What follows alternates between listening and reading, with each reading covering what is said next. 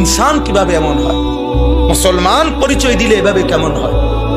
আমি মুসলমান, আমার নাম মুসলমান, আমার বাপ মুসলমান, আমার মা মুসলমান, আমি জন্মের পরে আজান শুনেছি, আমি এতগুলো মসজিদে আজান শুনি, এরপরেও আমার কপালে সেজদা দেই না।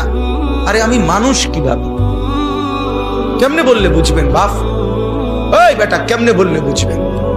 আমার তো গলায় অপারেশন করা, আমার যে জোরে বলা নিষেধ রে বাপ, আমার তো কথা বলাই নিষেধ।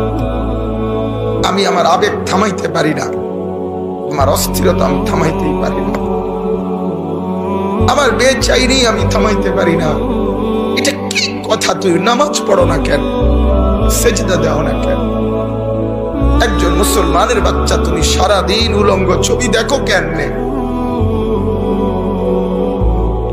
একজন মুসলমান বাপ